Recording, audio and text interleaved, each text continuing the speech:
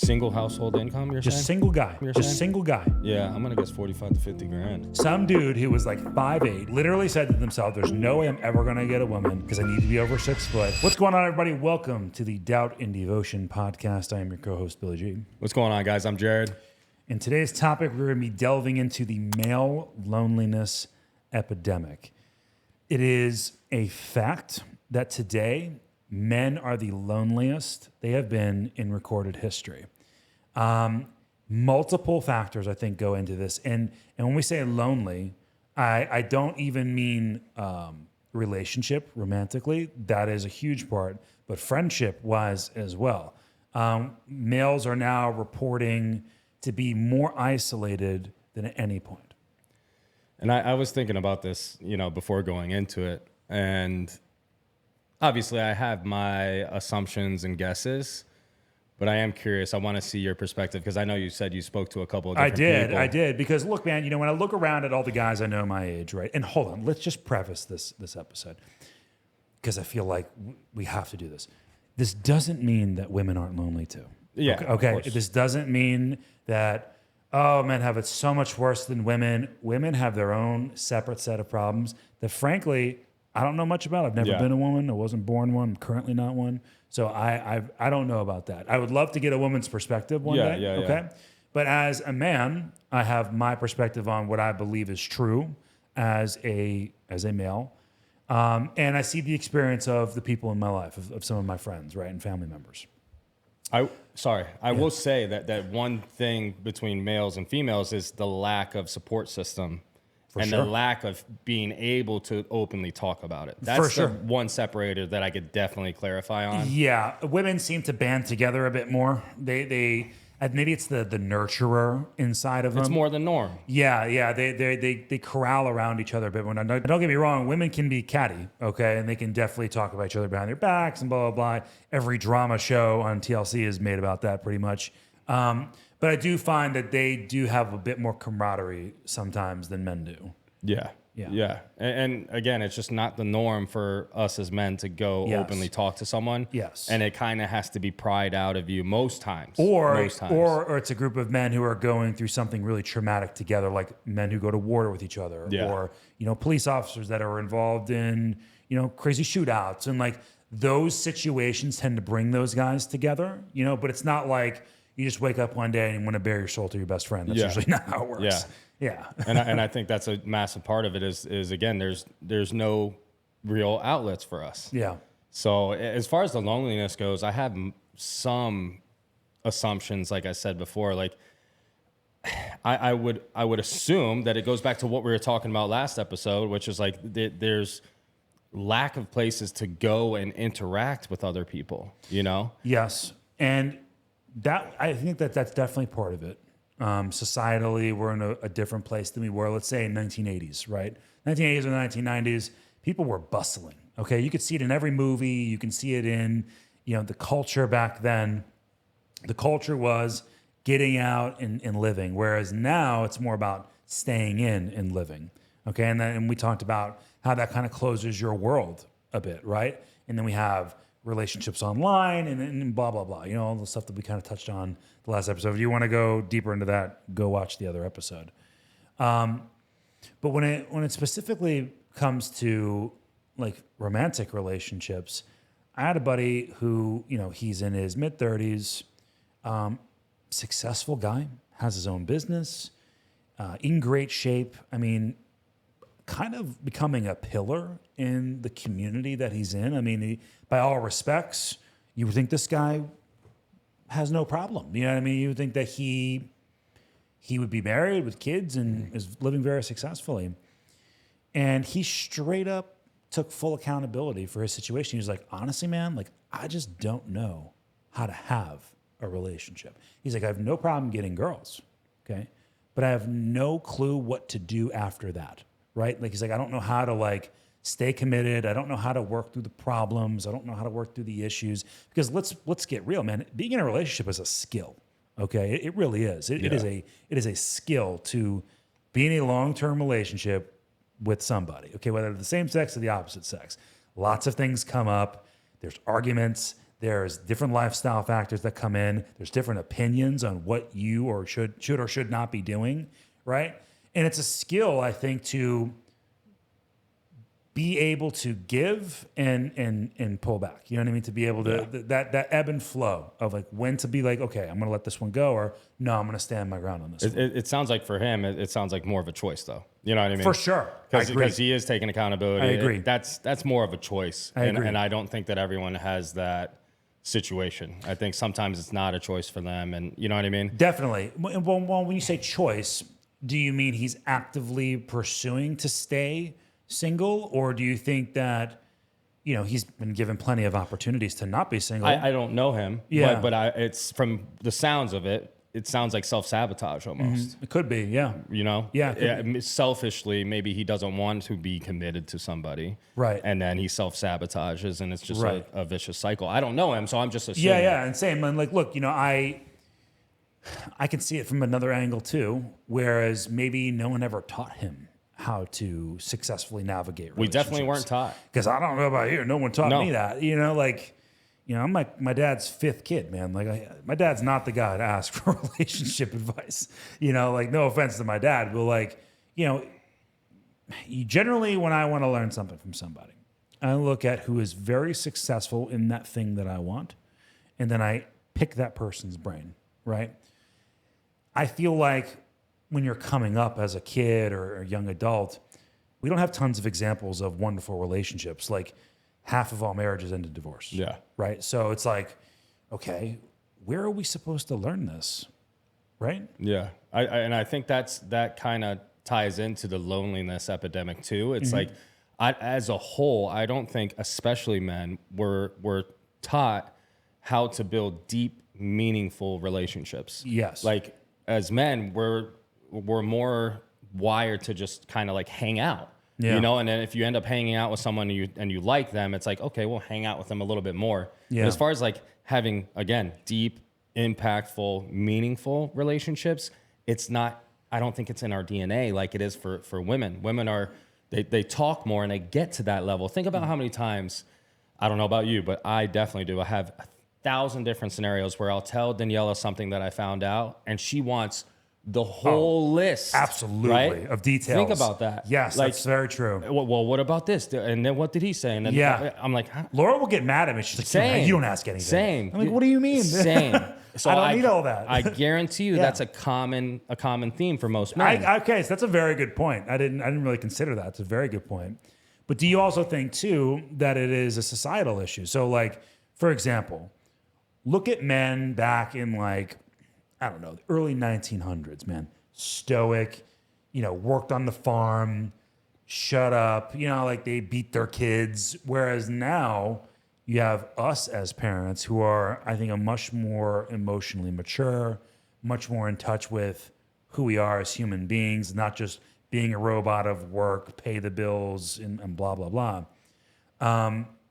Do you think that trend is maybe changing? Because, you know, how old is your father?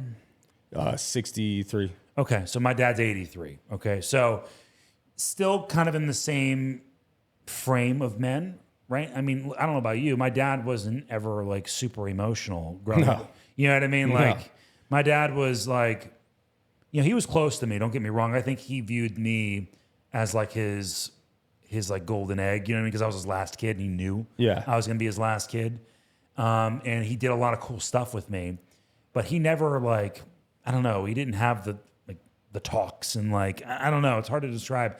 He didn't ever get deep with me about certain things. He is now. So as with his age, I've noticed he's gotten way more deep with his talks. And I don't know if it's because the other side is, you know, statistically it's coming soon. Yeah. Right. I don't know if that's the case, or I don't know if that's the case of society has changed so much. I think it's even just from the 1990s. I think it's that. Yeah. I think the society aspect is a major factor. And I actually, when I was looking into this before recording, from 1990, there's been 5 times more men reporting that they have like no close friends. Wow. No close friends. Wow. 5 times more since 1990. Yeah. So yeah, I think societally, like, there's a lot of changes that are causing this shift. Yeah. Again, one, we're more reclusive and just on our phones, and you know what I mean? Like we're secluded and separated. Yeah. It's becoming the norm. And if that's how you're behaving and that's where you're at, again, you have no opportunity to go and network and make friends and build relationships. But I think there's, again, it depends if we're talking from a friendship level or romantically. I think there's definitely differences. Oh, there's definitely differences. And I think that it's hard to say which is more important, but I think arguably for society's sake, romantically is more important, right? So, Mike, pull up the statistics of the birth rates in Japan, right? I know that's an obscure thing I'm asking to do, but Japan is noticing an extreme dip in marriages and therefore an extreme dip in children being born. Okay, so much so that their population is dwindling at an extremely fast rate, and it's very scary for them as a country, and it's mainly due to this specific topic. Yeah, they said that they have the lowest rate recorded in 2005. Or 2025 is the lowest rate ever recorded. The fertility rate is 1.2 children per women. Yeah. They need to be at 2.1. Oh, wow. So that's Almost half. in half. Yeah. Okay, in half. And that is all because of a cultural shift that happened after World War II. Okay. If you look at the history of Japan and you go and look, massive cultural differences since World War II, since the atomic bombs were dropped and all that. So when I say that romantically is more important, this is one of the things I mean. I mean it for that reason, like as a species, right? It's very important that we get involved romantically. Now, granted, Japan is a very conservative country. Usually they're not having children out of wedlock, whereas in America, I mean, it's happening all the time, right? Now the catch is, I don't disagree with you, but my question is, do you think that people that, let's say, I guess we're focusing on men this episode, but do you think men that feel lonely outside of romantic relationships can get into a romantic relationship? You know what I mean? Because we know the things that come with feeling lonely, like depression and anxiety. And so, what do you think? Do you think that I think the lifestyle that we have grown accustomed to is part of the problem. Okay, if you look at the average man, and I think that it's changing a little bit right now. But if you look at the average man, who, especially the average American, out of shape, usually consuming some sort of addictive substance, whether it's alcohol or kratom or nicotine. I mean, these things are skyrocketing. Other than alcohol, I know we talked about is going down, but generally there is some sort of underlying addiction there, whether it's to food, whether it's to a substance, right? The average American man is very, very overweight, not physically active. The average income in your 30s is what, Mike? I'm gonna guess 45 to I'm 50 gonna say grand. 60. Single household income, you're Just saying? single guy. Yeah, I'm gonna guess 45 to 50 grand. It says 57 to 60K per year. Say 57 to 60K per year. Now, me and you both know that's a joke. And that says early 30s. That's early. When you get mid to late 30s, it's 64 to 72K per year. Okay, so let's say Either way. 65. Just hit it dead center. Can you even sustain yourself and impress a woman or bring women out and feel confident about yourself with that much money, right? No. So now you have somebody who's chronically out of shape, generally addicted to something here or there, right? Is not even pulling enough money to feel confident in himself to even go out and find a girl. I mean, you're creating a recipe for disaster, right? Why would you even try? If you're right, because you have all these things going against you. Now, granted, all of those things can change. They're fixable. They're fixable, exactly.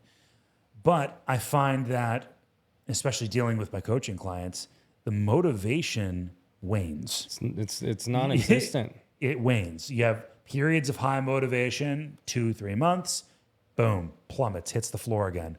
2-3 months, boom, plummet. I've seen this for years, that trend, okay? And really what needs to happen is consistency needs to happen over the board for all of those things to change, right? To come out of being in shape or coming out of an addiction or making more money, all takes consistency, right? So I do believe that men are kind of shooting themselves in the foot when it comes to this particular. 100%. Yeah. Yeah. And you said it in a different way, but I was actually going to say that there's so much pressure on men, especially on social media. You see all these posts of females saying how much their future man needs to make, and it's usually something outrageous. Yes. So I could kind of understand how a man on the other side of the phone that's watching these videos and seeing them time after time, they get discouraged to where it's like that's not even reachable to them in their mind. Right. A lot of times it is, like we said, it's fixable. They could absolutely turn their entire life around. Yes. But I could kind of understand how that could be such a hard target to reach, that it's discouraging. And then it's like, well, I'm not going to reach that goal. They're all saying this number. Right. Like I might as well just stay where I'm at. That's 1,000% true. And it was actually going to be the next thing I was going to say. I find that if you watch online, and now this isn't true for all women, okay? And this is, please don't crucify us in the comments. This is not true for all women. But the majority of women are shooting for the top 1%. 1 to 5% of men, okay? And when I say top 1 to 5%, I mean... I want to know, actually, not to cut you off, but can you look that up? What would be top 5% nowadays? I'm not sure. What do you mean? On a financial level. On an income scale. Financial annual level. Okay. I'm curious. Yeah, I'd be curious to know too. Top 5 income in the U.S., $335,000 per year. Damn, son. And also, too, they want men that are 6 foot or above, which is only 15% of the population. Exactly. So this is my point. It's like they're painting this outrageous, especially when we're talking about height. It's like at least give them things that they can change. But even let's just focus on the financial level. And I understand, I agree with you, it's not every woman, but it's becoming more and more common. It's becoming more and more the norm. Yeah. It's like, don't settle. You're so powerful. Yes, correct. They're like, yes. But it's such a backwards way of thinking. In reality, it should just be, I understand some women's logic in if they're a provider and they're making good money, that shows that they have good character traits. Mm-hmm. I understand it from that point of view. Completely. But in my opinion, if they're making above the norm, I'm not saying 5%. What was it? 330 grand? Yeah. $335,000. That's a bit outrageous. Right? That's pretty high, dude. So let's say that they're making $120,000 or even $100,000. But they're showing you desire to make more. Right? That's what you should be going based off of. You should be looking for character traits. Yes. Exactly. So if you find someone that is not just working your basic 9 to 5, and they have a side hustle like a coaching business or some other means to try to build themselves up more, that should be enough if you ask me. Right. And maybe that is what they mean, right? Like, because usually a lot of times, and I will say, sometimes like these podcasts or these clips they're kind of set up. Yes, they'll put them in an unfair light. I get it. Okay, and they're kind of put on the spot. And they're clickbaity. Like, 100,000. You know what I mean? They just throw it. He's got to be 6'1". Or they're with their homegirls and right. They're kind of amping each other up. Right. You're right. So I think maybe they do kind of mean that, right? But words matter. Okay, the things that come out of your mouth matter. Okay, like we judge ourselves based on our intentions, but the world judges us based on our actions. Yes. Okay, so we may intend to mean something, but that's not what guys are hearing. It's not what you're saying. Guys are hearing, I need to be over 6 foot tall. Well, shit, I'm 5'10". Okay. Can't fix it. Or they're going bigger to do shoes, best I got. Or they're doing that in the height enlargement, which is absurd. Limb lengthening. They're like cutting their bodies in half, basically, and adding some other it's like femur titanium into it. Yeah, it's crazy. That's how desperate. Yes. That should show you something. Yes. That is my point exactly. That some dude who was like 5'8" literally said to themselves, "There's no way I'm ever going to get a woman because I need to be over 6 foot," and paid probably $100,000, and will never to get walk the same. Limb lengthening surgeries. Yeah, they walk like they're on stilts. You ever seen them walk? Yes. It's like baby deer. Yeah. I am curious, Mike. Can you look up? I'm assuming, I can almost guarantee there's some sort of poll that was taken somewhat recently. What the average female is looking for in a man, and I'm curious what the average. Chat definitely has the answer. It's there. Yeah. So I am curious because I do agree with you that they're kind of painting this ugly picture sometimes. Yes, definitely. But I've heard it personally in the past. Me too. You know? Me too. So I don't know. Yeah. I don't know. I'm curious. What ChatGPT came up with It says stability, not just rich. Look for an actual study, though. I can guarantee you Because that. stability could mean a lot of things. Right. Okay. Like financially, emotionally, you know what I mean? You know what? I think it just, at the end of the day, it feels like men feel like they need to be this unicorn, right? And they need to check every box. And if they're not checking all those boxes, they got no shot. Exactly. And then they just kind of give up And on they're just themselves. like, screw it. I'm just going to play. Self-implode. I'm going to play video games and eat Cheetos. It does. It says status and earning potential, kindness, dependability, intelligent, and emotional stability. Yeah, Those but are like that- the three things that it says, out of research. Yeah, but it doesn't sound like chat's pulling, like, because I guarantee you there's somewhere you could find an actual number that they're giving. But anyways, we get the point. For sure. But to kind of spin back into the male loneliness epidemic, I was thinking on this, like, do you think a part of it is that there's not a ton of people that are engaging again in, like, we used to play a bunch of different sports, right? Right. A bunch of different sports have a bunch of different activities that we would do as a Hobbies group. and such, yeah. And if you think about it, I don't know about you, but for me, majority of my close friends stem from when I played hockey at age 9 and Yeah. stayed through it. Yeah. Those are like my closest friends. Yeah. And then I have, like you and Josh, but majority of my close friends stem from my hockey times 25 years ago. Right. I think what you're trying to say is a community, right? Correct. A community. So like I have different classes of friends. I have like childhood friends, which even though me and you weren't really friends in childhood, I still consider you that because Yeah. I've known you that long. People I've known like through high school and through association of like where we lived, right? And then I have my recovery friends. So like people I met in Alcoholics Yeah. Anonymous. We were there for a common bond. And then we ended up just kind of liking each other. Yeah. And now they're my friends. I got several coming to my wedding on Saturday, right? And then I have my bodybuilding friends, right? So the theme is there's a community, and then I have a group from there, a community, I have a group from there, community, I have a group from there, right? Now, what happens if somebody is mainly like a gamer, okay? Their main community is through a computer screen, okay? Their main community is to do something online, which doesn't require a physical presence. Lack people skills. Exactly. That doesn't mean they're not friends with these people, okay? But that is a completely different relationship than sitting here eye to eye and talking. You know what's crazy? Because it segues so perfectly.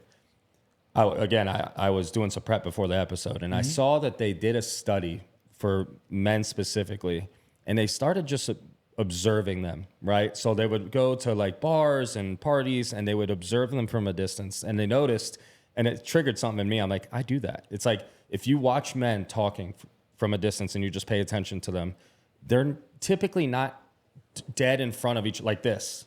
Right? Right. Typically, they're going to take an off angle. They're not going to make direct eye contact, and that's just how they engage, And then they did another study where in therapy they would do walk and talk therapy. So you would be shoulder to shoulder, and the men opened up 5 times more than they would just sitting in front of a therapist and staring face to face. Right. So I found that interesting, and exactly what you're saying. It's like if you are doing nothing but standing behind a screen and streaming and talking to a virtual audience, how are you going to have the people skills to go out into the world? You don't.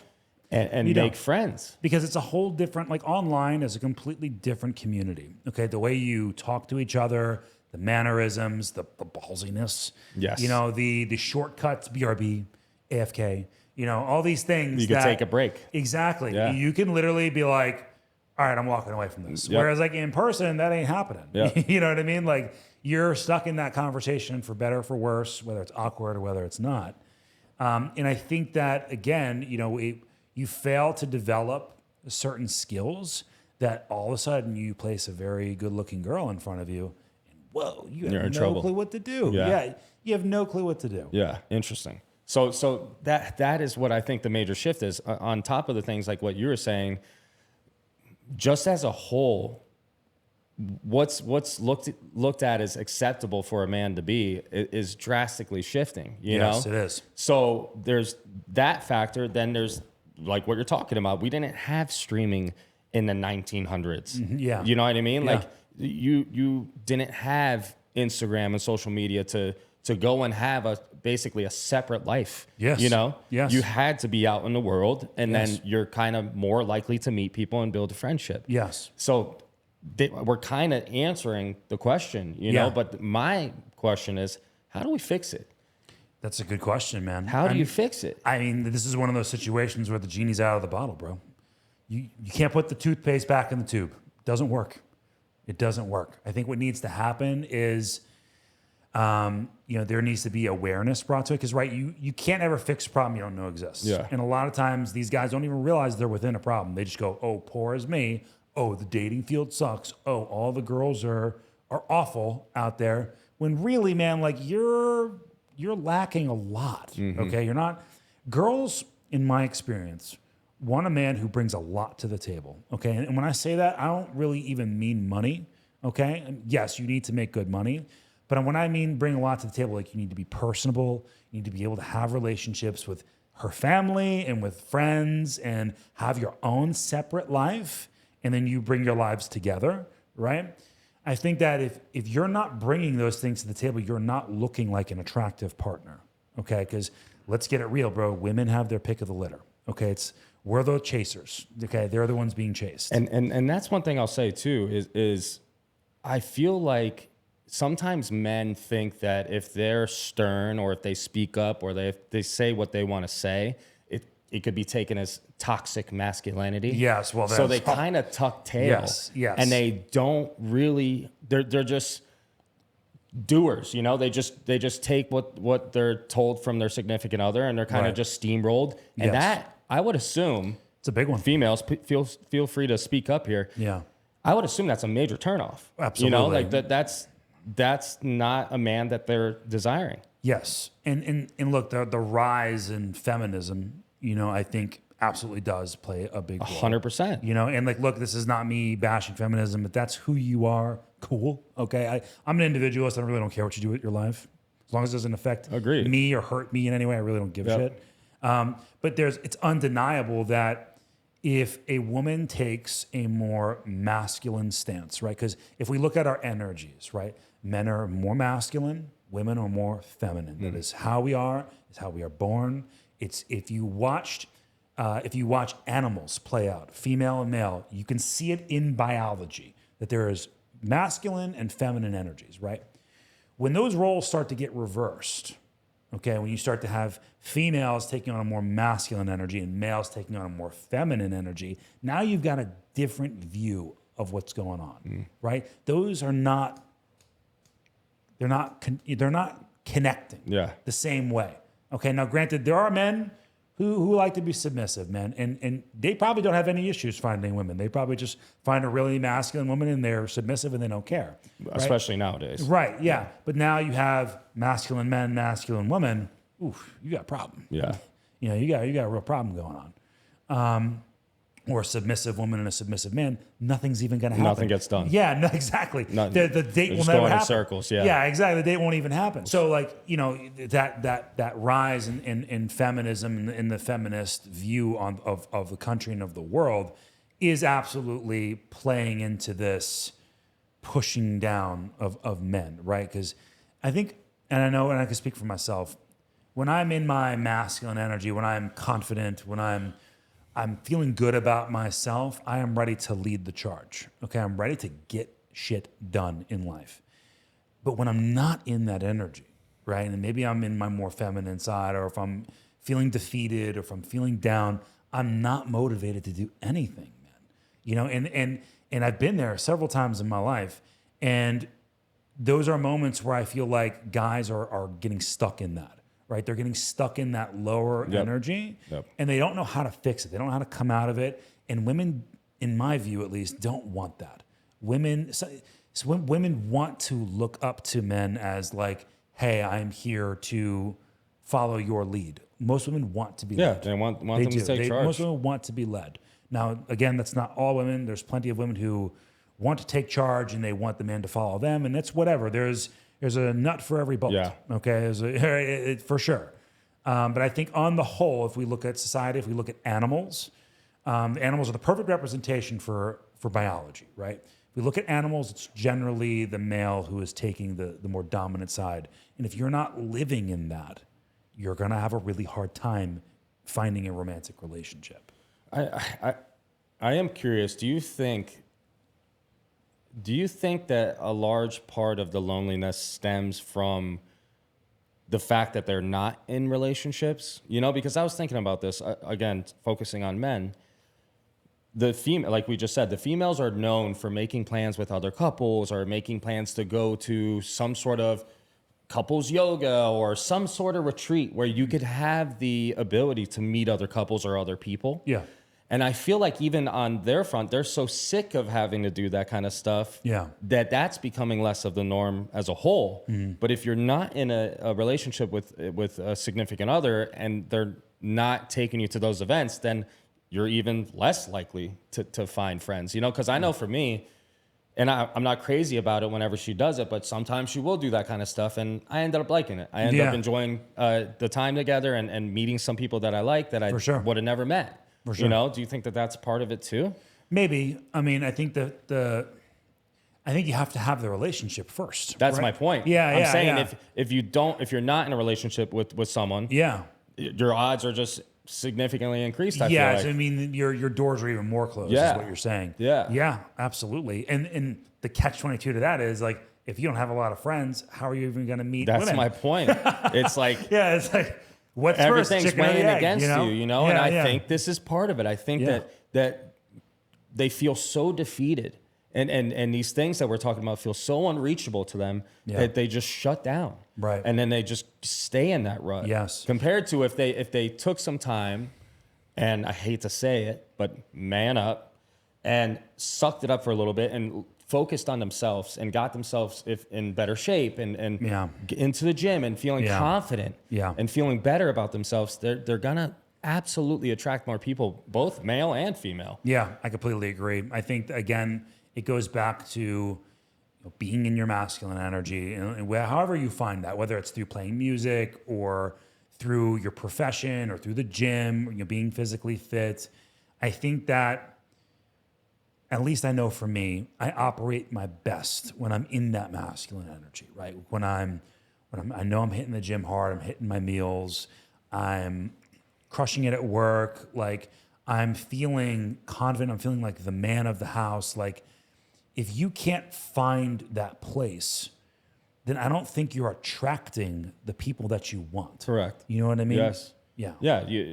Again, and I've been there, man, and you've been there. Of course. Like getting stuck in that rut is tough. Is dude. Very, very difficult. And I've had some deep ruts, Me too, where buddy. it feels like everything's going wrong. Me too. And this was while I was married. Yeah. Many times. So it's not to say I haven't been there. I've been there. Yeah. But the point is, it's like you absolutely are able to get out of it. Yeah. And as far as the solutions on how to stop the loneliness epidemic, I have no idea. But I could tell you that communities are what we need. Yeah. That's what we need. Yeah. We need more communities and spaces for men to get together and have these types of conversations and actually build a meaningful relationship compared to, again, you just meet someone at the gym and, maybe become cool that way. But as far as like really having an impactful friendship, I just think it's going to be impossible to do it. Yeah.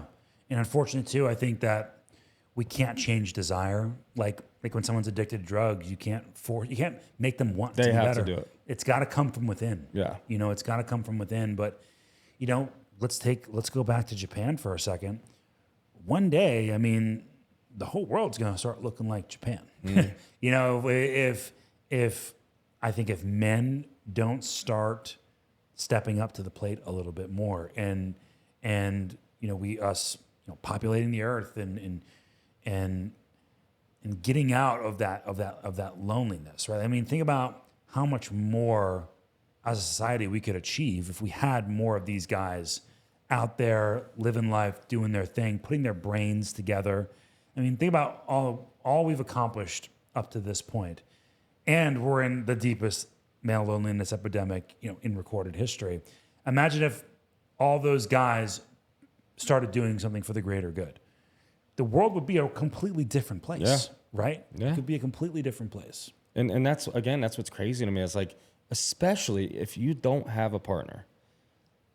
I'm sorry, but if you're lonely and you don't have a partner and you're not making good income, that's all on you. Yeah. That's all on you. Yeah. Now is the ideal time to buckle down and find another avenue or take a chance, take a risk, build a business. Yeah. Now's the time. Yeah. So you got to find a way to get out of this depression that you're in, which again, easier said than done. Definitely. I completely understand that. Definitely. My point is, now is the prime time. We have all the resources in the world. We just talked about this. Like you have AI, you have social media, you have so many amazing avenues that you could utilize to start a business or any sort of side hustle that you want to call it, whether you want to call it a business or not.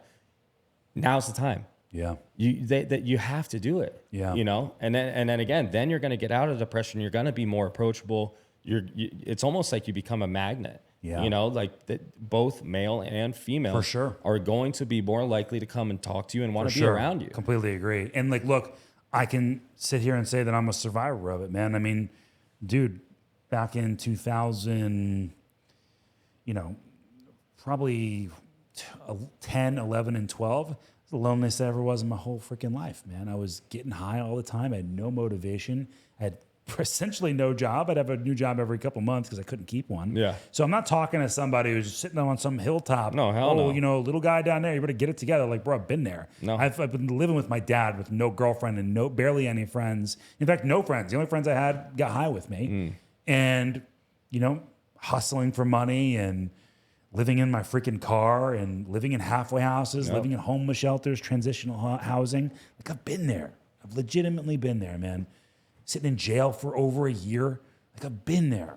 And I'm telling you that I made it out of that, right? I made it out of that simply because I found community. I started to find who I was again. Yep. And it was all through slowly building my confidence back in who I was as a human being. And I look back at that guy, I have no clue who that person is anymore. I see pictures of me.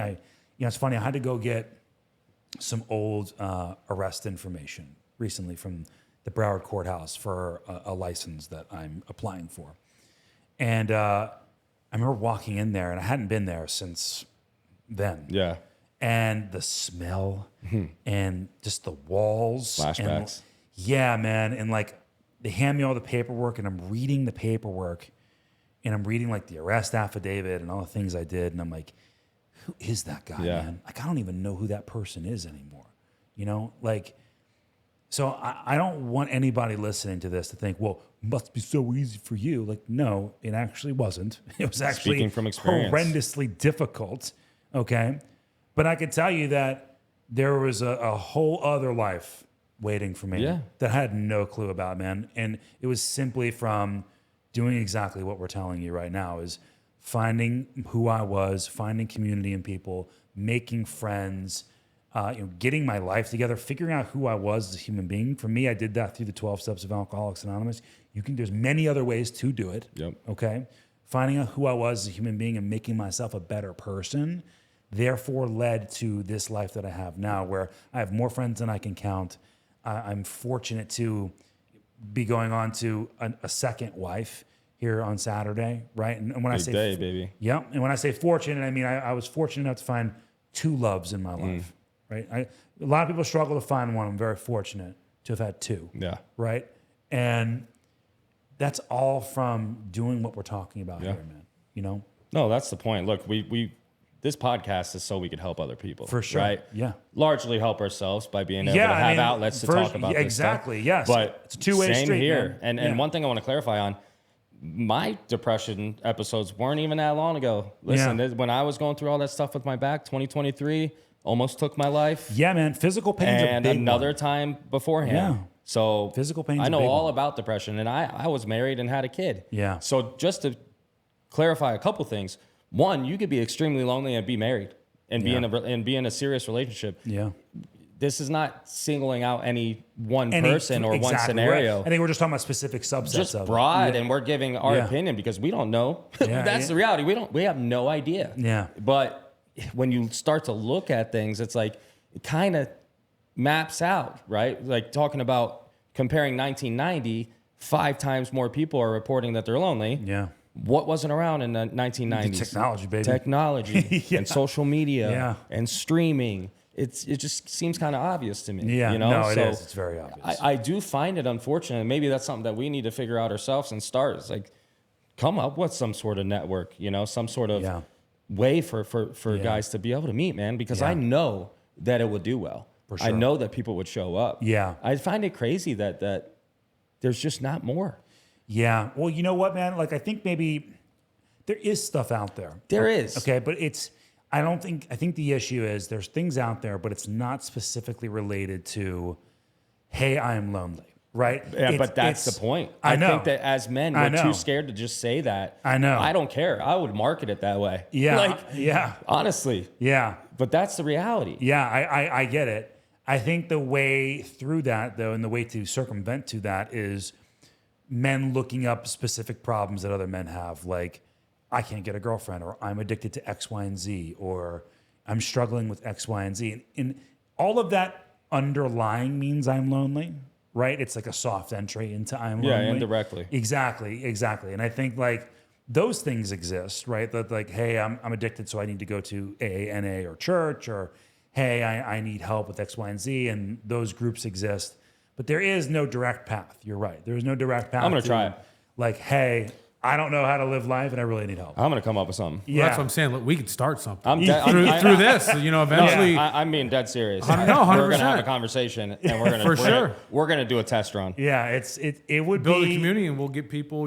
It's worth doing, man. I know it will absolutely work. worth I'm doing. telling you, but I'm talking about being direct, not beating around the Yes. bush, and you know what I mean. Like Yes. any of those things that you just listed are welcome to come and hang out and have sure. a conversation. Yeah. I think that something like that needs to exist, and I find it crazy that it doesn't. Yeah, I know. And truly, I think the way for it to be most effective would be an in-person type 100%. type deal. Yeah. 100%. It can't be an online community because that feeds right back into the issue. Yeah, right? exactly. Yeah. We're going to create a group chat on WhatsApp.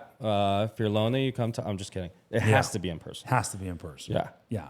To get back to building meaningful connections, because I think the first step in this is like we talked about, the awareness. Like, I think if more men start talking about it as a society, that's how we make change, right? I mean, look at any issue that we've had just in the past several years. There's been a lot of social changes in the last couple of years, whether you agree with them or not. They exist only because people started talking about it. Yeah, exactly. Right? Yeah. Right? Yeah. Interesting. All right. Well, I'm going to do that. Yeah. I'm going to be the solution. And he's humble about it.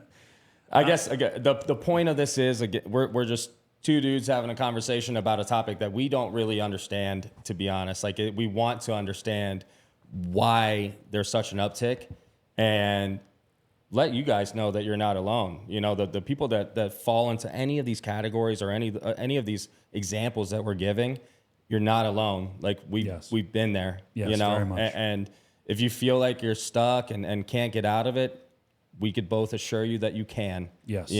So just keep that in mind.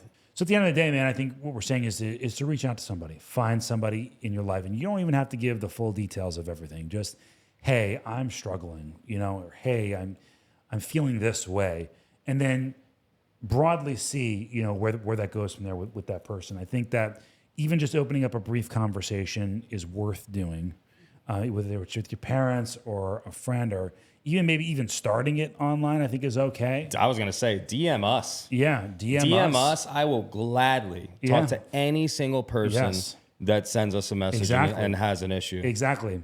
I would love that, to be honest with you. Exactly. So I think that this is something that is affecting way more people than we're even realizing. Yeah.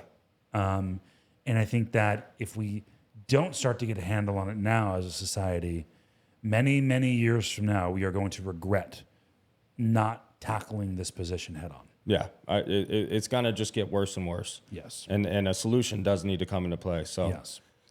Again, hope you guys enjoyed. Make sure you like and subscribe. Comment. Interact with the videos. Interact with the shorts. Hit the bell button. Hit the bell button. Do it all. Share. Every form of communication. Do it, please. We appreciate all the support we've been getting. Yes. I can't explain enough how much we appreciate you guys, and just stay tuned in. We're only going to get better from here, guys. Yeah. Thank you so much.